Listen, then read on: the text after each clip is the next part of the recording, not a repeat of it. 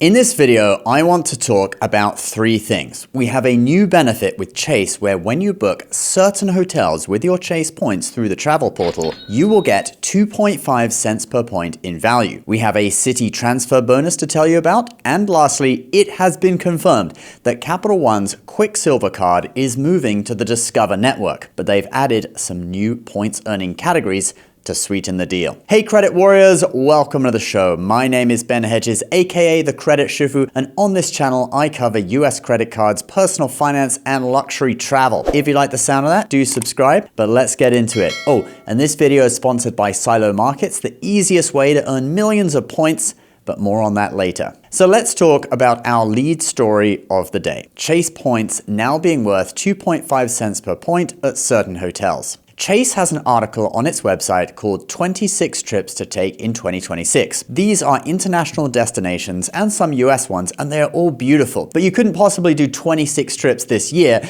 you'd end up bankrupt. But anyway, a selection of hotels at some of these destinations, which are all in the Edit Hotel program that Sapphire Reserve and Sapphire Reserve business card holders have access to, are currently offering 2.5 cents per point when you book them with Chase points. Here's the full list. I won't read them all because there's just too many, but the highlights include the Four Seasons hotels in Japan and in New Mexico, USA. You have Grand Hyatt Deer Valley, great for skiing, Ritz-Carlton in Portland, and a load of others. You can pause the video to take a look. Now, these hotels are expensive to begin with, so you will need a lot of points, and it's only for Sapphire Reserve and Sapphire Reserve business card holders that have access to this. But it does represent the highest value for Chase points through the travel portal that we've ever seen. If you've been thinking of booking a trip and one of these hotels works for you, then it could be a really great opportunity to make your points go further. And don't forget, with the Edit, you get similar benefits to the Amex Fine Hotels and Resorts collection, which include daily breakfast for two for free, $100 property credit, which will include dining, spa, and other activities at the property, room upgrade at check-in if available, early check-in, late check-out if available, and Wi-Fi. I think you always get Wi-Fi at a hotel, but whatever. Now, in my opinion, this still doesn't beat the 1.5 cents per point that we used to have across the board on the Sapphire Reserve, and it's one of the reasons that I don't have this card anymore. But whatever, Chase updated the card in a way that they thought met demand, and hopefully people are getting value out of it. Leave a comment below and let me know what you think about Points Boost. Is it better than the previous 1.5 cents per point across the board? All right, let's move on to our next story. But first, over the past year, you've probably heard me talking about Silo, the brokerage that gives you credit card style points on your stocks and bonds. It's basically what Built did for rent, but for investing portfolios. Here is the big update though. They are getting ready to roll out transfer partners for Silo points. Not confirmed, but they're currently looking at Accor, Wyndham, Air Canada, Avianca, Air France KLM, Virgin Atlantic, Spirit, Frontier, Turkish, Emirates, and Cathay Pacific. Up until now, Silo has paid 1 point for each dollar you have in your account each year. So if your portfolio is $50,000, you get 50,000 points per year, regardless of whether the money is in cash or invested in stocks. Now, this was the early adopter award, but going forward, that rate will be 0.5 points per dollar in your account each year, which still beats any other brokerage. But they are doing one last referred user bonus. So if you sign up using my link below before the end of April, you can lock in that original 1x rate on the entire first year. Plus, you get a 150,000 point new member bonus where you get 1 point for every dollar you bring over to Silo, up to 150,000 points. That 1x rate is limited to 500,000 points per year. So that earning rate plus the bonus equals 650,000 points if you max it out. And that could equal like 3 round-trip business class flights to Europe. Now, it's all very well earning points, but are your investments safe? Well, Silo is in partnership with IBKR, which is where all assets are custodied.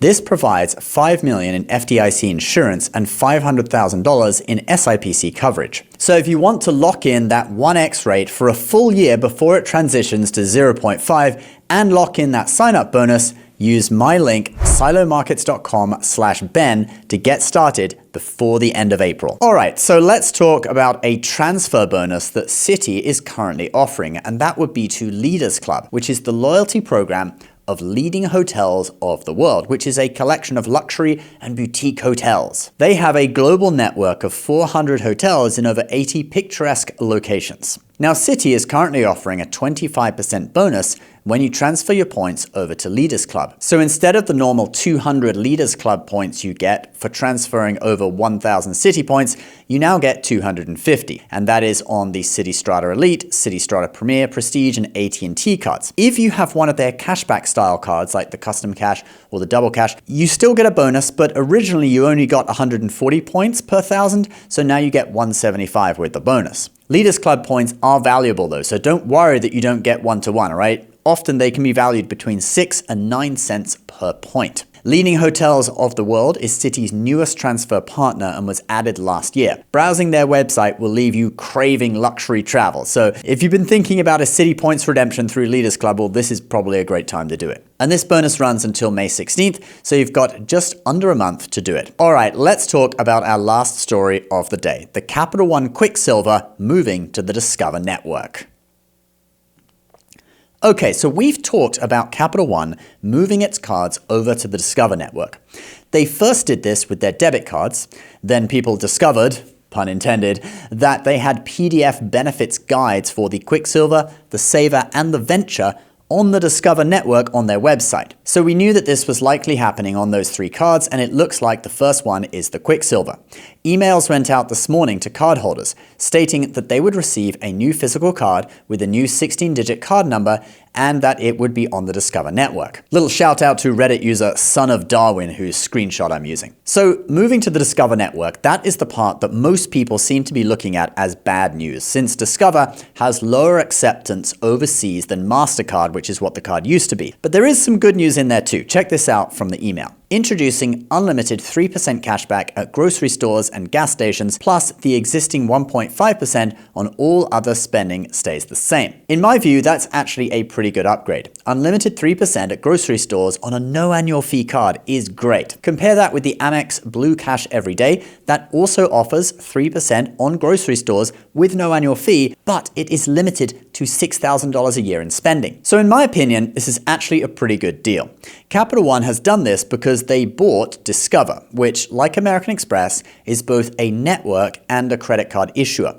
They've kept the Discover cards going, but they are also moving some of the Capital One cards over to Discover, which means that Capital One will make more money since they own the network and issue the card.